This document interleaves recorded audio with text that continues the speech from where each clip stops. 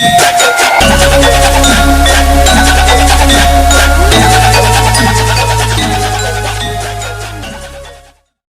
Swastiastu, salam peduli sosial. Sumedang Bali. Saat ini saya berada di kantor Majelis Desa Adat Kabupaten Buleleng. Kita akan wawancara dengan Ketua Majelis Desa Adat Kabupaten Buleleng, Bapak Dewa Putu Budakse, berkaitan dengan apa sebenarnya fungsi peran dari MDA dalam rangka memperkuat wajibnya desa adat di daerah Bali, utamanya di Kabupaten Buleleng. Secara struktural, saya ingin mengetahui Pak Dewa, sebenarnya apakah fungsi peranan dari Majelis Desa Adat yang didirikan di kabupaten di seluruh Bali? Terima kasih pada Saudara Roy. Ya, sebenarnya sebelum kami akan membicarakan tentang tugas dan kewajiban kewenangan dari MDA, ini sudah tertera, kita selalu berpedoman pada aturan, boleh dikatakan ini peraturan daerah Provinsi Bali nomor 4 tahun 2019, yaitu tentang desa adat. Nomor 4 2019. Ya. Nah, di sana sudah di dalam bab 6, di sana sudah dijelaskan tentang pemerintahan desa adat. Yang mana di pasal 76-nya, apakah kewenangan dan kewajiban daripada MDA. Jadi tugas dan kewajiban kewenangan MDA itu jadi memberikan suatu pembinaan ke masing-masing desa adat.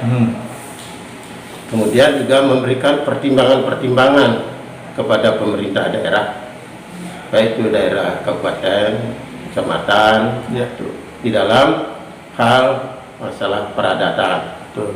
Jadi MDA ini wajib memberikan jadi pertimbangan-pertimbangan kepada pemerintah daerah, dan kemudian juga mengadakan juga pembinaan ke masing-masing desa adat.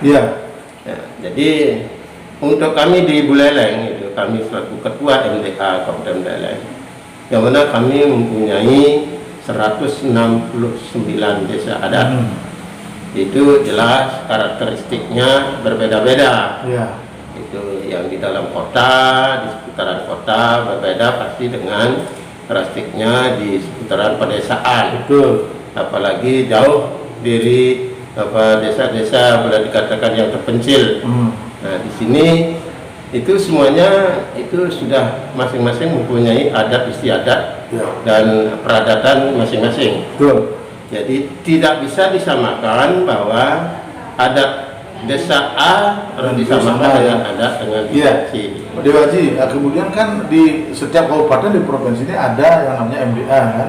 Nah, bagaimana koordinasinya dengan provinsi Pak untuk tugas pembinaan desa adat ini? Supaya tidak terbang juga, karena artinya kan ketika kabupaten melaksanakan pembinaan, kemudian nanti MDA sendiri tidak setuju atau bagaimana untuk penyelesaian masalah itu, gimana nih Pak? Ya, begini, di sini tidak ada istilah tidak setuju atau setuju, tidak ada istilah seperti itu. Jadi pertama memang kalau memang ada suatu kasus di desa adat, boleh kalau sering kita namakan ada wicara di masing-masing desa adat ini. Sebenarnya terlebih dahulu itu wicara itu ditangani pertama adalah oleh perjuru. Kemudian perjuru namanya tidak disampaikan pada Kertu Desa. Jadi Kertu Desa lah yang menangani wicara di tiap-tiap desa adat. Sesuai dengan perda itu ya. Sesuai dengan perda, tujuan perdanya kan itu. Kemudian di Kertu Desa ini dibahas atas penyampaian dari perjuru desa, apa itu yang desa adatnya menyampaikan ke Kertu Desa, apakah kasusnya, apa wicaranya. Kemudian Kertu Desa ini dengan anggotanya semua ini itu mengadakan parlemen ini untuk menggodok atau untuk membahas wicara itu. Nah, kalau memang sudah selesai di Kertu Desa tanpa ada kelanjutannya, jadi cukup di Kertu Desa di desa adat itu aja diselesaikan dan dibuatkan itu namanya penepas wicara. Ada ini berbuku, ada itu buku di luar awig-awig, ada tiga buku, satu ada buku penepas bicara, ada buku prarem penepas bicara dan prarem lepas. Itu ada. Nah, kemudian ada juga prarem tentang penyaca awik. Nah, itu ada buku. Kalau Bu Leleng sendiri 169 desa adat, ini luas sekali ya. Nah, bagaimana pembinaan yang dilakukan Pak? Karena kalau kami amati selama ini banyak sekali kasus-kasus desa adat yang mulai bermunculan. Ini gimana nih menurut Pak? Ya itulah tadi sudah kami sampaikan. Jadi kami ini di MDA Kabupaten kan tidak mungkin kami akan langsung turun ke 169 atau beberapa desa-desa yang mungkin areanya agak jauh. Nah, di sini kami kan punya perpanjangan tangan. Perpanjangan tangan itu adalah MDA kecamatan. Jadi masing-masing kecamatan itu sudah ada MDA-nya yang disebut dengan MDA kecamatan dengan tugasnya itu bendisi alitan. Jadi bendisi alitan yang menggodok permasalahan ini. Gitu. Ada alitan yang di kecamatan. Nah, selama ini dengan munculnya banyak kasus di desa adat di Buleleng ini, bagaimana Pak Dewo melihat kasus-kasus yang muncul? Begini. Nah, tadi saya akan tambahkan lagi. Setelah kasus daripada desa-desa adat itu ada, setelah digodok oleh Kertedisi, artinya tidak menemukan hasil, inilah yang dibawa ke Majelis Alit. Di Majelis Alit lagi dirapatkan, di Majelis Alit digodok gitu. Majelis Alit di sana memberikan lagi pemahaman, diberikan pembinaan oleh Majelis Alit. Nah, kemudian kalau Majelis Alit ini mentok, sudah tidak bisa diselesaikan karena bagaimana, inilah Majelis Alit membawa lagi ke MDA Kabupaten. Kami dengan perjuru MDA Kabupaten, kami yang melaksanakan tugas itu atas yang pelimpahan, dilimpahkan dari kecamatan kepada MDA Kabupaten. Jadi bukan kami ujuk-ujuk langsung menangani, tidak. Harus ada surat pelimpahan. Pelimpahan kasus atau pelimpahan bicara dari Majelis Alit ke MDA Kabupaten. Di sini kami berperan setelah ada pelimpahan. Nah, kemudian bagaimana tatanan cara untuk ini? Di sini juga kami dengan perjuru ini mengadakan pertemuan rapat terlebih dahulu, apa yang akan dibicarakan, apa yang akan dibahas. Gitu. Tidak juga ujung-ujung kita mengeluarkan suatu keputusan. Memang banyak kasus satu bicara ke desa adat yang muncul sekarang, Pak. Dari pengamatan Pak Dewo. Kalau ini sebenarnya kasus satu bicara itu misalnya itu ada yang sudah selesai, seperti yang paling banyak di sini adalah kasus bicara di dalam ngadegang klien desa adat. Tetapi sudah kami selesaikan, ada salah satu di Pengaspelan sudah selesai, kemudian juga di Runo itu sudah selesai juga, sudah sah klien desanya, kemudian di Girimas juga sudah sah klien desanya. Hanya satu terus terang kita terbuka saja bahwa penarukanlah desa adatnya yang belum selesainya ini masih ada kendala-kendala. Kendalanya apa? Sebenarnya itu sudah ada paruman desa untuk menurunkan dan menolkan, tidak ada lagi pejabat yang sesuai dengan paruman desa itu. Jadi itu sudah disetujui, kami itu terus turun. Sebenarnya di Penarukan, sebenarnya kami sudah berulang-ulang kali mengadakan edukasi, malah kami panggil semua dari desa adatnya juga berguna kita panggil, juga dari Kertedisinya kami sudah mengadakan ini pendekatan, sudah kami adakan edukasi, pembinaan sudah. Namun setelah ada paruman desa ini kami yang memberikan bahwa ini harus ada paruman desa. Ada dari MDA sudah menunjukkan ada paruman desa. Setelah ada paruman desa, ternyata kerama desa itu sudah tidak mengendaki lagi kepemimpinan dari klien desa yang lama ini. Gitu, saya sebut aja seperti Pak Subrate saya sebut aja. Tapi karena itu, jadi sepertinya hasil dari paruman ini sepertinya tidak diikuti. Nah, ini kemudian kemudian ini mungkin kita melapor kemana kan gitu ya. Katanya menurut informasi bahwa itu paruman itu dikatakan cacat hukum, jadi datanya itu tidak sah, padahal dia sudah ikut juga menandatangani. Ya, betul. Nah ini, di sini kita ada namanya hak seseorang kan, kemana aja bisa. Kemudian Pak Dewo, kenapa kemudian muncul bicara-bicara atau masalah-masalah desa adat di wilayah Pak seperti Ngadigan ada masalah atau hal-hal yang lain Pak? Kenapa muncul? Apakah karena memang kerama desa adatnya atau prajuritnya tidak mengetahui esensi perda, atau karena dinamika sosial masyarakat, ada pengaruh globalisasi, ini gimana Pak? Ya, begini, kita tidak lupa dari dinamika sosial kemasyarakatan dan juga karakteristik daripada masyarakat Buleleng. Kita tahu kan, masyarakat Buleleng ini memang orangnya memang pintar-pintar itu, dan juga semua ada ahli-ahli, kalian yang banyak. Namun di dalam hak untuk di desa adat itu, banyak juga belum mengetahui tatanan desa adat. Betul, ya.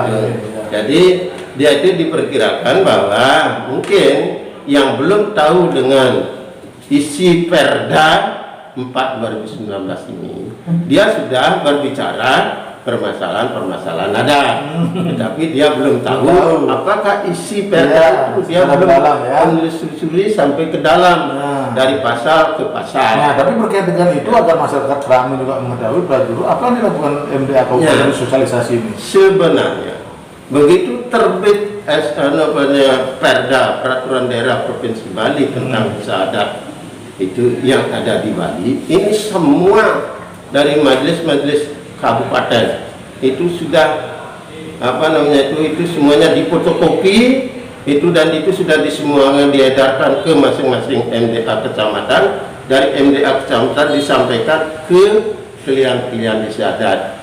Jadi klien-klien desa adat lah yang banyak harus mensosialisasikan ke masing-masing keramnya, sehingga keramnya itu tahu apa isi dari Perda itu.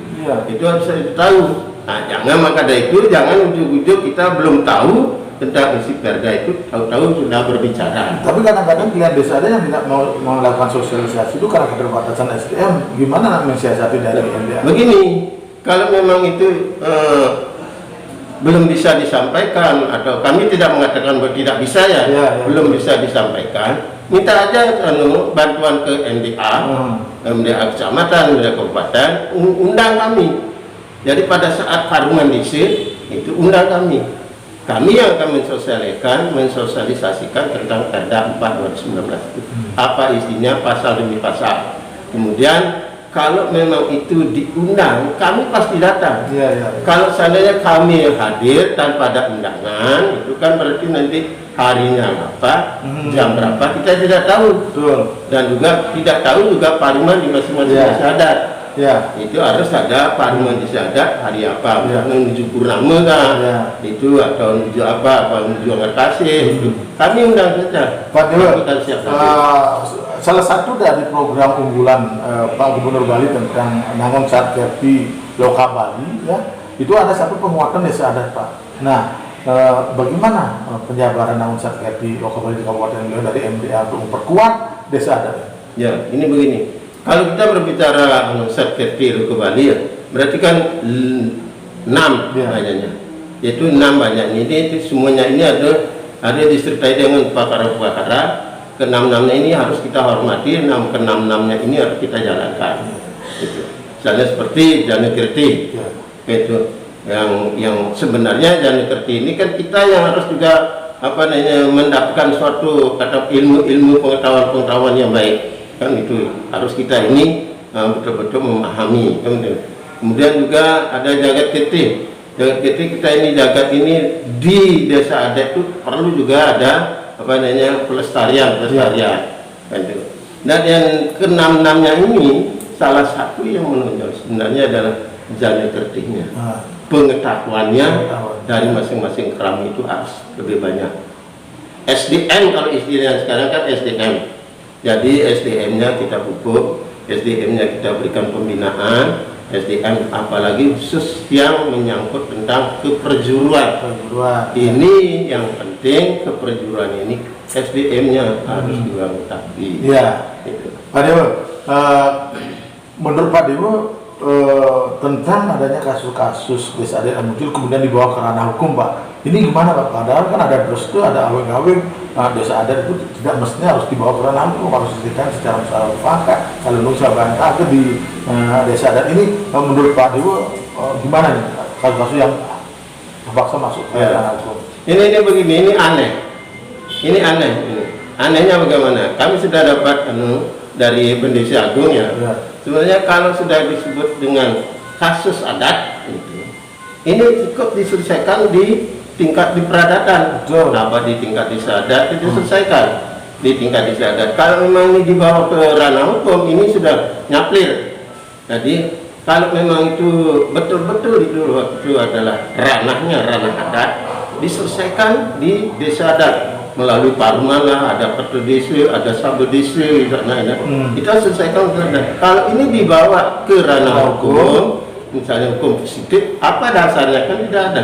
Kalau memang itu memang ada ranah hukum yang itu hukum positif, apa istilah sekarang ada korupsi lah, kemudian ada apa itu boleh saja, itu ranahnya sudah lain. Ranah kita adalah ranah di adat, cukup kita selesaikan di adat saja. Tidak, kita ada. Kalau memang itu disampaikan ke ranah hukum, mungkin polisi juga yang menambidangi bidang hukum ini mungkin dikembalikan lagi ke desa adat. Baik. Bagaimana harapan Ketua MDA Kabupaten Buleleng untuk di Kabupaten Buleleng desa adat sehingga memang desa adat ini bersatu untuk menghadirkan desa adat, Pak? Ya, begini. Harapan kami ke depannya sesuai dengan anjuran daripada Pak Gubernur. Ya, tadi kita kembali lagi pada namun saya kecil kembali ini. Kita harus bersatu. Bahwa desa adat sekarang ini sudah diperhatikan oleh pemerintah provinsi dalam hal ini Pak Gubernur, yaitu Pak Gubernur yang sekarang, Pak yang poster ya. Ini. Dan kita itu desa adat sudah dibantu, sudah di dalam hal tiap-tiap tahun sudah diberikan dana, kan gitu ya. Nah, kita tidak permasalahan soal dana, tetapi masing-masing desa adat itu harus juga melaksanakan tugasnya masing-masing. Jadi kalau memang yang desa adat itu sudah tahu dengan tugasnya masing-masing, tolong pahamilah, pahamilah tugas dan kewajiban sesuai dengan awik-awiknya. Jangan melanggar awik-awik, karena awik-awik adalah merupakan desa mau cari. Lalu jangan juga lupa kepada Bali mau cari aturan-aturan atau peraturan-peraturan yang keluar dari pemerintah provinsi. Himbauan kami seperti itu. Baik, terima kasih Pak Dewa Judas. Semoga kembali. Itulah wawancara kami dengan Ketua Majelis Desa Adat Kabupaten Buleleng di Budarse tentang bagaimana upaya di Kabupaten Buleleng ini tetap melestarikan dan menghadirkan desa adat. Terima kasih atas perhatiannya. Sampai jumpa pada materi yang lain. Om Santi Santi Santi Santi.